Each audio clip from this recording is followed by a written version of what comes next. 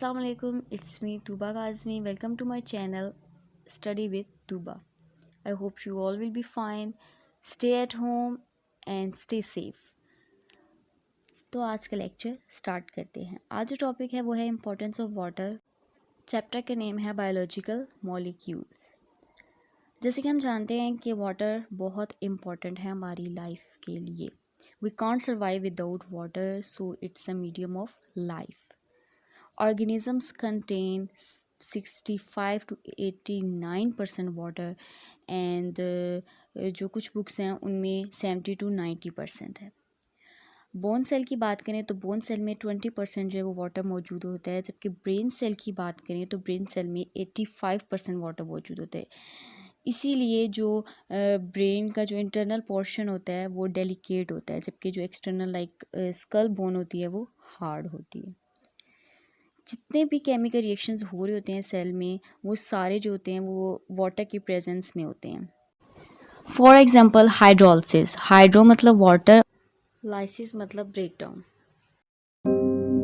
तो अगर इसकी डेफिनेशन देखें तो क्या होती है कि breaking larger molecules by addition of water.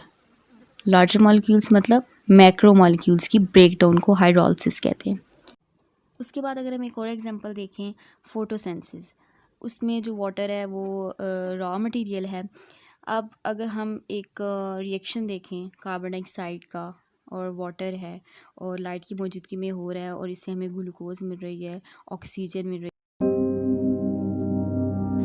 तो क्या होगा कि ये जो हमें ऑक्सीजन मिल रही है ये हमें नहीं मिलेगी जब तक वाटर मौजूद नहीं होगा।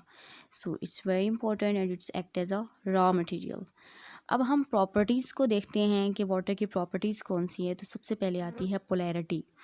पोलैरिटी का मतलब क्या होता है? Polarity uneven distribution of charges with in molecules. Uneven distribution जब चार्जेस की होती है मॉलिक्यूल में तो उसको उसकी पोलैरिटी कहते हैं। And water is a polar molecule. क्यों पोलर मॉलिक्यूल है?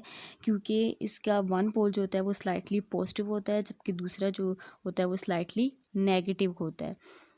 तो ये होती है पोलैरिटी। अब अगर हम ये देखें स्ट्रक्चर जो कि वाटर का स्ट्रक्चर है, तो उसमें जैसे कि देख रहे हैं हम कि ऑक्सीजन मौजूद है और हाइड्रोजन के दो मॉलिक्यूल्स मौजूद हैं, वो आपस में बॉन्डेड हैं।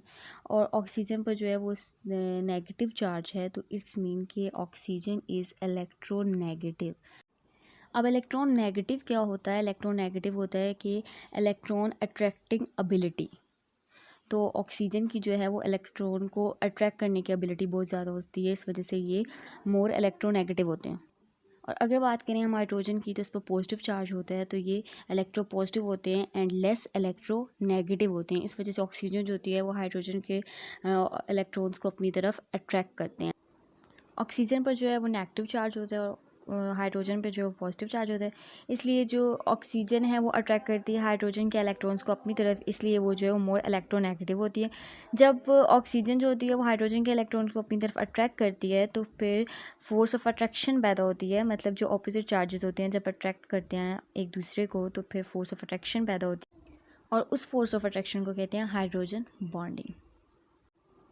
Test time. इन सारे क्वेश्चंस को आप सॉल्व कीजिए ताकि आपको पता चले कि आपको कितना याद है और कितना नहीं।